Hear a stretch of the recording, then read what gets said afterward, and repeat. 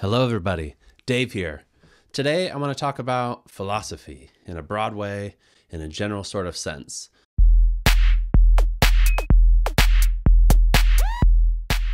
Today, I'd like to just talk a little bit more spontaneously than in previous episodes, do a little bit of exploration and discussion of philosophy and what it means to me, and for us to explore together a little bit more fundamentally the topic and the sub areas within the topic. So I'll be back next time with another interview. That'll be a special Halloween episode. Tune in for that one if you're interested in the philosophy and literature of the supernatural.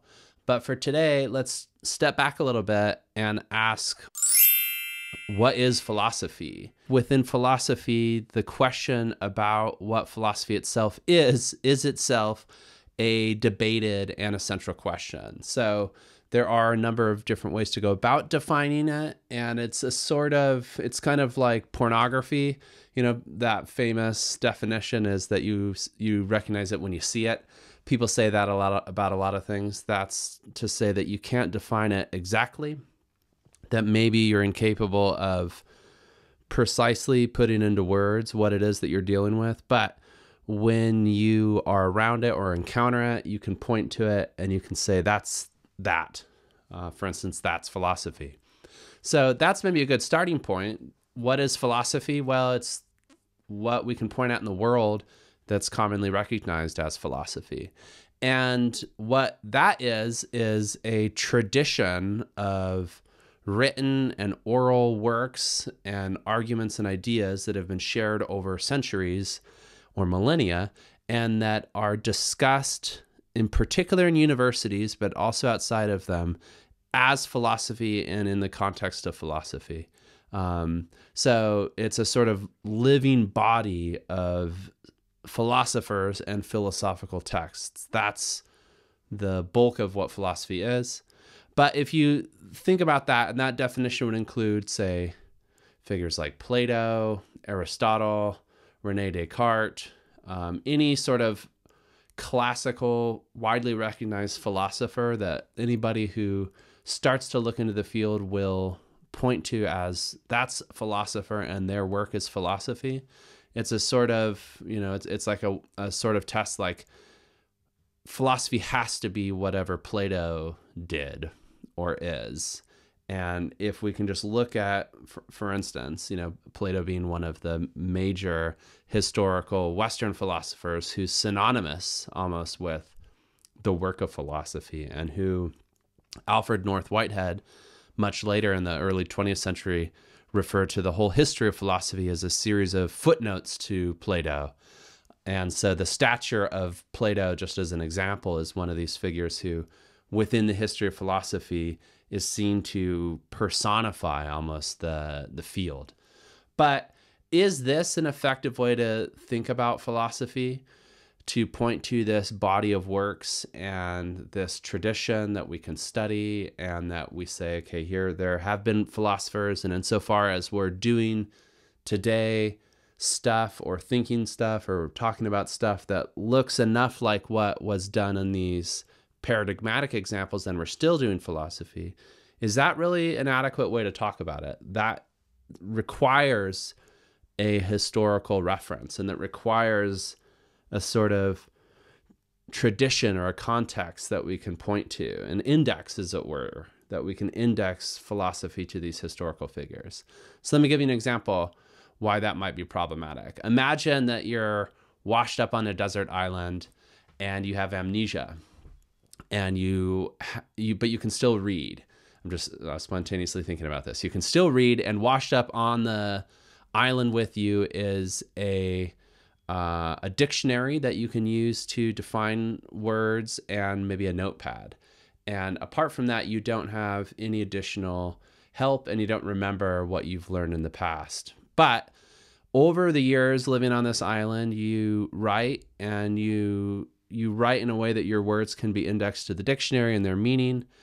But what is it that you're doing there? Is it possible for you to do philosophy? Is it possible for you, absent of any reference to the history or to this extant body or to any other text any other tradition and context? Is it possible for you to create philosophy on your own? It's similar to the question of, how important is it for philosophy that there be previous philosophers to draw upon, or can philosophy be more spontaneously emergent? It's also the question, is there a single sort of canon or tradition that's related to here? So can there be multiple different histories, multiple places in the history of, let's say, humans on the planet where philosophy has emerged, and where we can point to these representative exemplary cases, even if those contexts are independent from one another or are unknown. So one sort of commonly used example would be to compare Plato and classical Greece in the 5th and 4th centuries BCE with Socrates, Plato, Aristotle, these figures, and the pre-Socratics, others who we would point to and say, those are definitively philosophers. And then to zip over to ancient China around the same time and point to Confucius, for instance, or Lao Tzu, insofar as Lao Tzu existed as a historical individual, but the Taoist body of philosophy. Or there are other parts of the globe that you can point to where we have textual evidence, or if not textual evidence, we have evidence of long independent oral history traditions. And in these cases, would we say, well, these are philosophy? This is almost, it arose independently in history here, but they both exist. And maybe what is important there is that there are, say, in the case of a Western Greek-rooted philosophical tradition and of a, let's say, like a more Eastern philosophical tradition rooted in Confucianism, Taoism, Buddhism, Indian philosophy, that there are these bodies of historical texts and interpretation that are known as philosophy. The words are different in these different systems. That's another question, like, do you even need to use the word philosophy for it to be philosophy? If your language doesn't have that word or a word really equivalent to it, then what are we dealing with?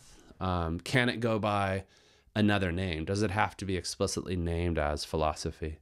So I'm kind of spinning the wheels here, just raising these questions about the definition of philosophy. But let's go back to that issue of, okay, we have one working definition whereby philosophy is what philosophers do. We have some cases like Plato where we say, here's a philosopher, nobody disputes that, their work is philosophy. And then we can index our own philosophy today in relationship to that. But I asked you to consider this an example of being washed up on the desert island, or let's say of being raised by wolves, somehow learning to read, the point is just if you come into a context where you can express yourself, in writing or just in speech, and whereby you can think and you can communicate about your thoughts. Is it possible to do that and have no knowledge or no direct exposure to the philosophical tradition and still innovate and be able to do philosophy? I think that it is. I think that there's a long tradition of thinking about it in that broader sense. That's to say that philosophy, independent of that context or tradition, that you can do philosophy without knowing about philosophy. That's to say, you can be actively philosophically engaged without having any direct or explicit connection to that tradition or that body of thought. Aristotle, in his definition of philosophy and the metaphysics, it's early on there, I think in book 1, says something like that philosophy begins in wonder, and that all humans by nature desired to know, but that sometimes when we're seeking to know something, we're puzzled, or there's some uncertainty about whether we know, and we raise questions, but we don't have answers to them yet, and that gives rise to this wonder, the experience, and it's almost the affect of wonder, and that philosophy roots itself in that and grows. It's a really nice idea. It's also, just if we stay with it just there, I mean, you can follow Aristotle's account of philosophy and the kind of in the more expanded sense. But if we just keep with that core idea, there we actually have an idea that's more universal, whereby, You can imagine somebody, again, raised by wolves, stranded on a desert island with amnesia, who wonders, who encounters a situation or finds themselves wondering about the world, about themselves, seeking to know, in the general sense of not maybe looking for scientific knowledge or to be able to know definitively in a sort of, a narrow sense of knowledge, but in a broader sense of kind of wanting to think about something and wanting to get to the bottom of something. If you define knowledge and wonder and conceive of them in those ways, then philosophy and the activity of philosophy becomes very broad. It's almost universally human. There's still this question of whether children can philosophize in that context. Let's say a child who maybe doesn't know about philosophy at all, who's never heard the word, who's never encountered that in the home or in school. Can they have an experience of wonder that is nonetheless, we would point to it and say that's philosophy? Or is it something that requires some sort of cognitive, or spiritual development? Depends on what you mean about what's the mind or the Geist or reason. What is it that's doing the wondering? The ego or the consciousness. These are more modern innovations, but just the sense of, is there something that develops and that maybe you need to reach a certain state of maturity before you can philosophize? That's kind of similar to Immanuel Kant, the German Enlightenment thinker, in terms of thinking about enlightenment, and enlightenment as entering into a state whereby you can think for yourself. And that's maturity for Kant. Like, you exit minority, sort of adolescence and childhood, and come into a position where you can think for yourself. So there are different, that is kind of an account of human nature. That's a question of what, the boundaries of thinking and what it is that's involved in philosophizing. I take a very open view that children can philosophize, I think, and the very young, the very old. I think that, that type of wondering thinking, the spark of wonder and the seeking to know, at least in my experience with young children, with my own kids, with, toddlers, but then, I do a children's philosophy program at the Hegel-Haus Museum here in Stuttgart. Some of you who are listening may know. And there, the whole premise of this program is that, kids can come into the museum, can think philosophically, not just learn some facts about philosophy, but can exercise their philosophical aptitudes. Aristotle gives us a definition based in wonder. I like that open definition, but I twist it in my own way. I like to think about it, wonder as raising questions, like this ability to question and to form questions and to pose questions, I think is another way to put that. And I like that a little bit better than wonder, insofar as a question can be, like how does the universe work, or what causes this tree to grow? And it can be focused in that way, but it can also be critical. Like questions can be critical in a way that, if we just think about wonder, maybe that makes it a little bit more limited. So, for instance, you as a citizen or a member of your society,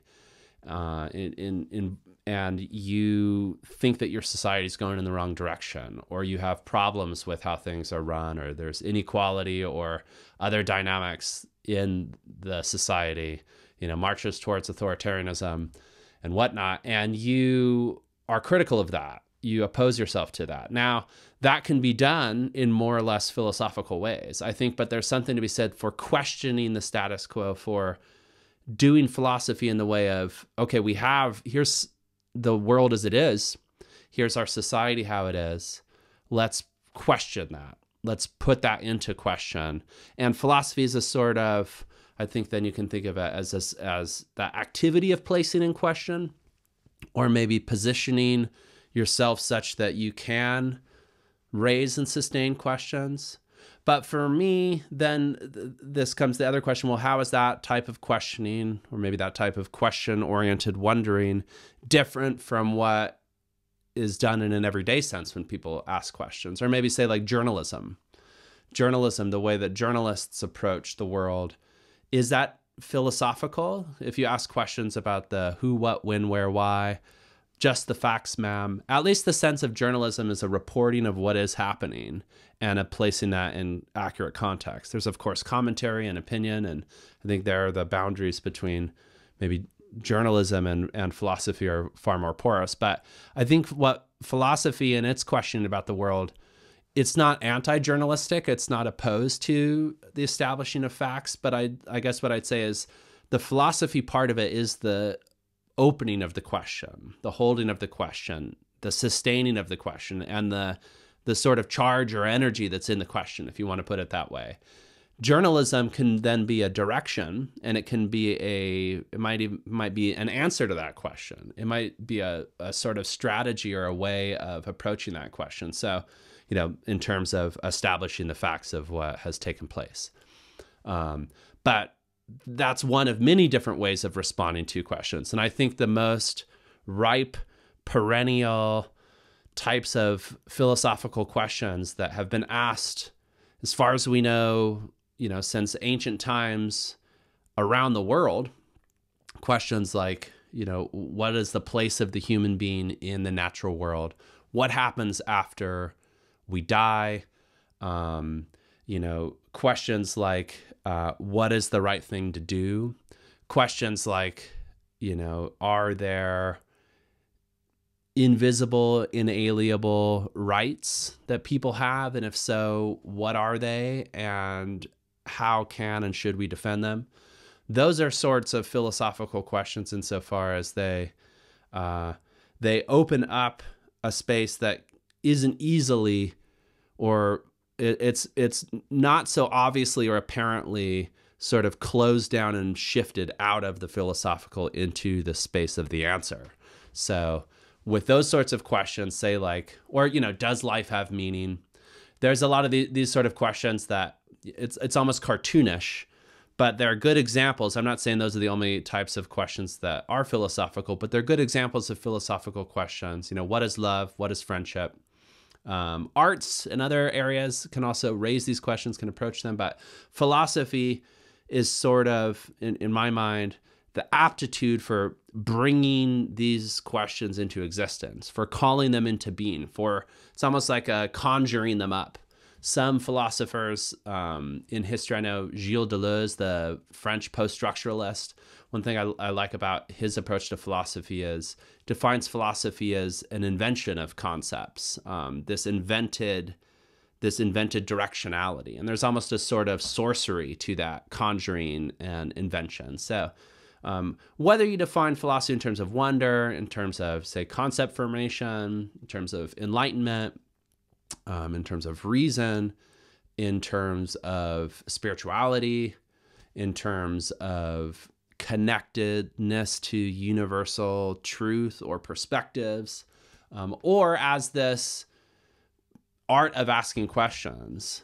I think in each case, the sort of business of it is the same. We're just describing it in different ways. So all of that, though, note, can be done, or in principle, that account of what philosophy is requires none of that baggage of tradition and those exemplars to verify it. So it could be the case in a world where there had been no Plato or Confucius, these canonical, philosophers that non-controversially can be pointed at, and we say that's philosophy.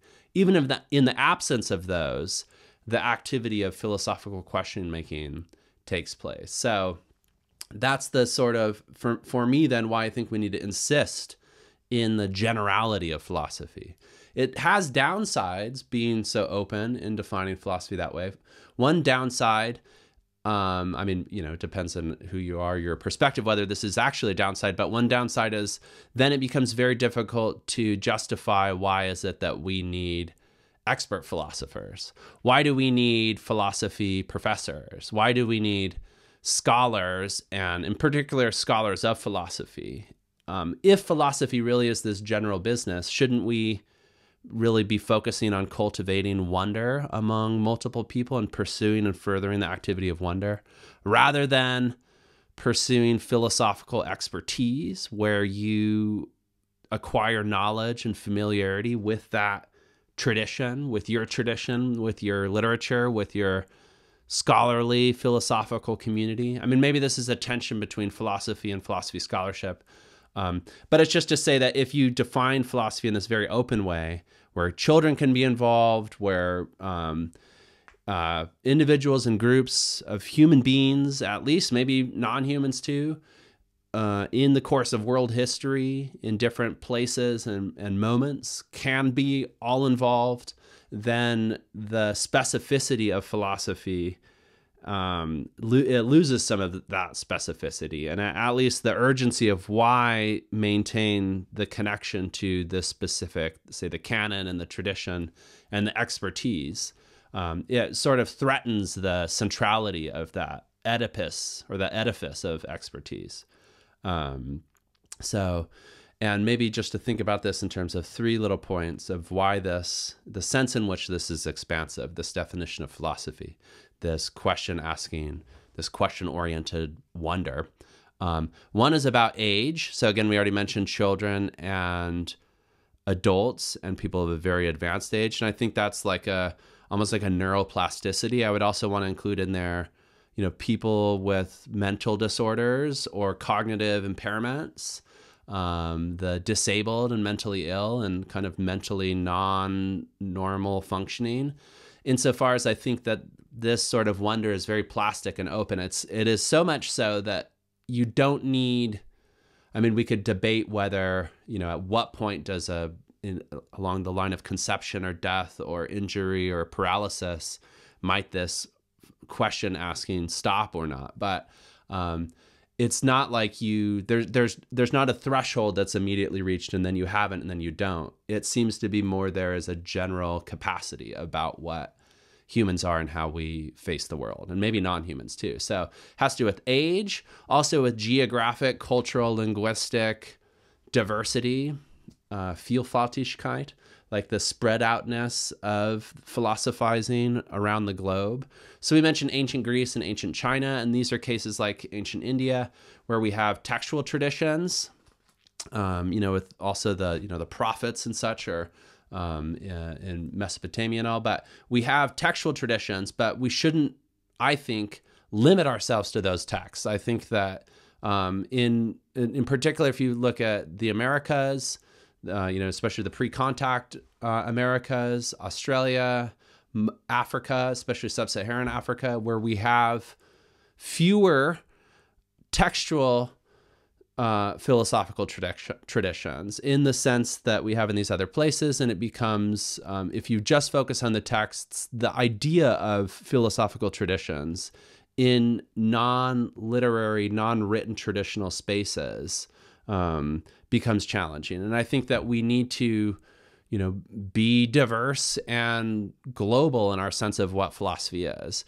That becomes difficult, and, there's tensions there that I think also need to be recognized, in particular if we're dealing with philosophy in the West. The terminological inheritance, I mean, the term comes from ancient Greek, the love of wisdom, philosophia, and the institutions around philosophy have largely been defined, at least, how they're now globally, in a sort of globally hegemonic, predominant way that you see in universities and in academic presses. How philosophy is defined in the mainstream globally is based on this, sort of Euro-Western pattern rooted in ancient Greece, in the self-conception of what philosophy is, that turns and twists and has a lot of contradictions and missing parts, and it's incomplete and excluding other things. But nonetheless, it's just, that's there.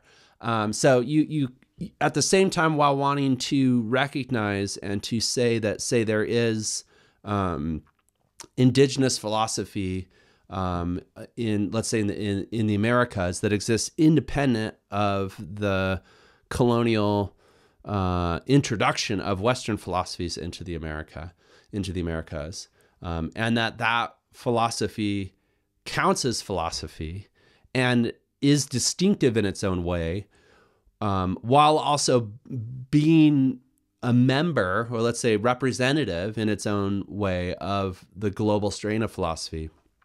But to do that while at the same time focusing on, or at least in some sense being cognizant of, and I'm a scholar of, I have a PhD in philosophy, and I have mostly worked on Western philosophers and concepts that are close to that tradition. So while still wanting to value that, but not to value it so much that you've centralized it to the exclusion of other traditions that have often been marginalized, if not denied. So there's that's maybe a roundabout way of just pointing out this geographic, cultural, linguistic breadth of philosophy. And then the third one I want to mention, this is one that's not often discussed, but me as an environmental philosopher, I often think about, and this is how I like to think about human beings, which is this of temporal depth. And what do I mean by that? Temporal evolutionary depth.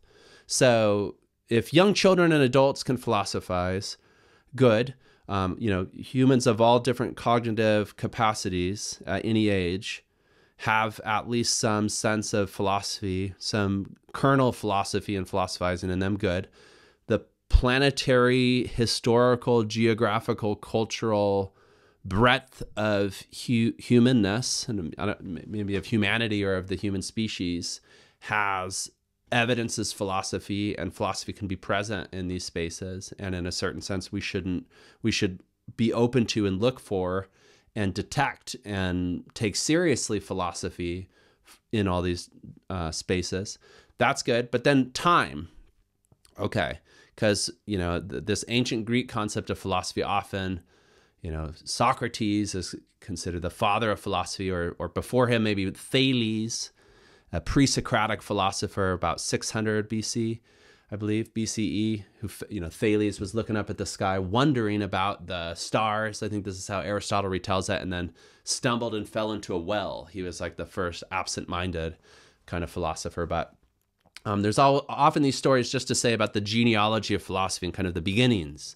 But that begs the question, well, what about before that?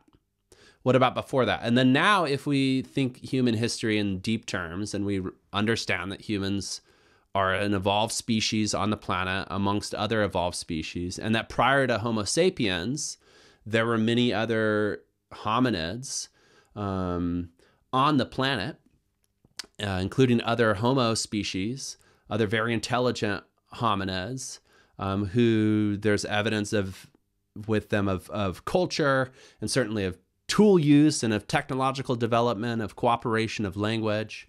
So in these pre-human hominids, how far back can we go and find philosophy? Or even with our adjacent ones. So let's start with that, like Neanderthals. They're not our direct ancestor. I mean, I guess in the human gene pool, there is some Neanderthal DNA, but almost like a cousin, another species. Did they have philosophy? It seems plausible to think that Neanderthals wondered and raised questions about themselves and their environment. I don't want to say that they couldn't. And then it also, for me, it seems almost more extreme to say that they did not wonder. Like, that seems less plausible. I know that it's controversial in archaeology and paleoanthropology about Neanderthal religion and art and culture, and whether they buried their dead and what they thought about that. At least as far as I understand, these are questions that there's a lot more evidence, and I think maybe the consensus is moving towards that they did have what we would call culture and art, and a sort of, even maybe a sense of afterlife and ritual. So if all that's there, that seems to point in the direction of philosophizing, perhaps, as another human cultural product. But if we go back and define philosophy as art of asking questions, and maybe the art there, let's just remove that, like the capacity for conjuring questions and sticking with questions, then that seems even more universal than that stuff that we'd find archaeological evidence for. I mean, this doesn't correspond exactly with tool use or with carving, fertility goddess figurines. Like this is something that you can imagine going back still further. So then these other early hominids, or think about Homo erectus, Homo habilis, on back to, like the early, like Australopithecine type guys, the first bipedal, these primates in that line. Is there some of that questioning there? Maybe, maybe not. And so that's this depth that I think connects humans, and we should see ourselves as connected to the deep history of the planet and to the rest of life on planet, who we're literally connected to and related to. And then that, of course, raises the question maybe with other species, maybe intelligent mammals, dolphins, elephants, chimpanzees, gorillas, primates, octopi. Is there the capacity for that questioning? Or even if not the capacity, just do they question? Capacities is even one way of sort of stacking and thinking about nature that we don't, and natural beings that we don't need to adopt. Like, does philosophy happen elsewhere in nature apart from within and among human beings? I think that we should say that it does, at least be open to it. I think the depth, at least within across human evolution, that there's something there. But where, we could debate, and maybe whether it's even important to draw a line, like whether it's important that you philosophize, but your cat does not, or your dog. I think a lot of people would say that cats, maybe more cats than dogs, but that their pets can and do philosophize, that there's something, at least in terms of maybe wondering, if we're thinking about it, wonder. Language, you could say, do you need language to philosophize? Whoa, something fell down there. We've already established, at least on our working definition here, that written language is not necessary for philosophy. Certainly Socrates never wrote or published anything. He could read and write, but his way of philosophizing was through dialogue and oral philosophy. So there's that long tradition. But even apart from literacy, and so if literacy isn't important, is communication important? Is having language and communicating in words important? Can bees philosophize? They communicate through dance. That's interesting, like a hive of individuals who form a sort of, quasi-intelligent super entity. Can that philosophize? So there it becomes more porous and interesting, but then also let's zip forward in the future of human evolution. Like, at what point will it be that, will we continue to philosophize whatever we become as living human beings? But then, of course, there's this question of artificial intelligence and of machine life and of created life, like digital synapses, of cloud computing, of machine learning. All this is just to kind of buzzwords that denote a space where it seems that there's something happening in the computing machine space that maybe we'd say that too is philosophy. Is it possible for your computer, let's say your laptop or your iPad, to philosophize? Or can a chatbot, it can pose questions to you, it can script out questions, but can it actually wonder? Does ChatGPT wonder? Can it, does it seek to know? Maybe, maybe not. I mean, I think we're on maybe the threshold, or perhaps, whether we cross that threshold or not, it's at least conceivable that where things have developed, that we could imagine and consider this becoming possible, whether it's in fact empirically the case now. And it raises just that question. So that would, if it is the case that we would point to a case of artificial philosophizing, so whether this is, artificial general intelligence, like the achievement of that, was the kind of singularity, the Kurzweilian singularity. If, artificial intelligence can teach itself anything, and develops its own sort of internal sense of identity and justice, whether or not there's self-awareness is necessary there, or what do we mean by consciousness? At least just, is there going to be a point whereby, and maybe that's already been passed, whereby human-created artificial entities philosophize? And what does that mean for philosophy?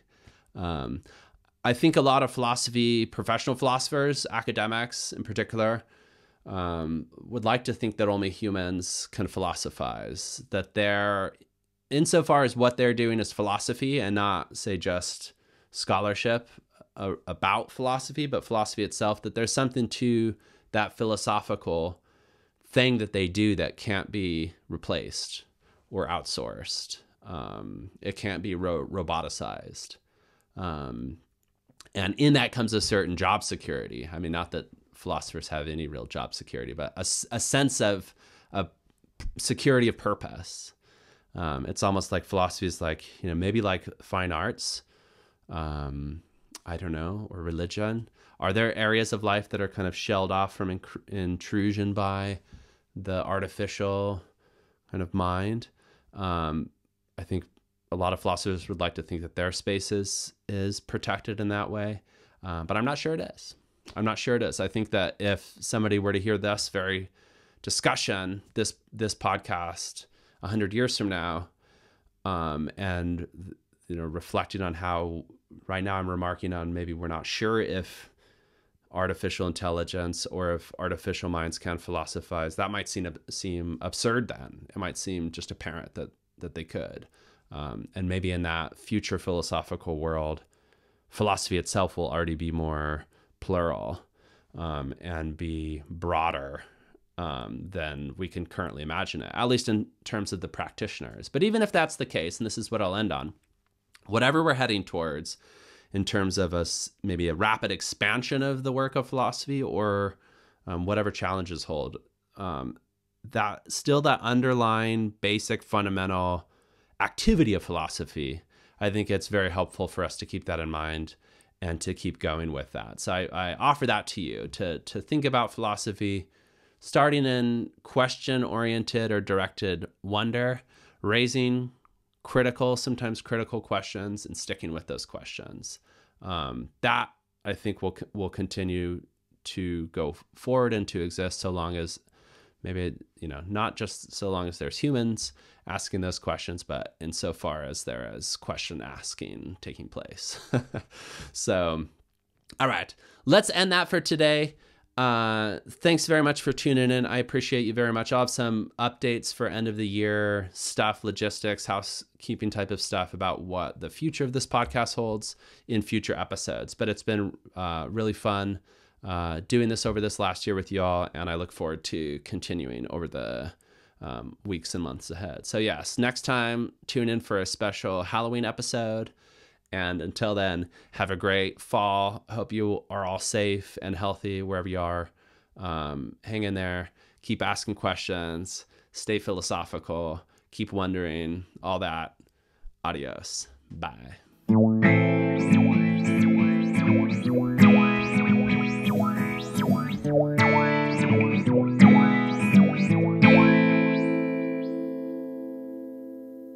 The Deadbeat Philosophy Podcast is a co-production of Deadbeat Media and the Museum Hegel-Haus, Stuttgart. For more Deadbeat content and to chip in to keep the channel going, check us out at deadbeatphilosophy.substack.com. For more about the Museum Hegel-Haus, check out hegelhaus.de. That's HEGEL-HAUS.de. Adios and auf Wiedersehen.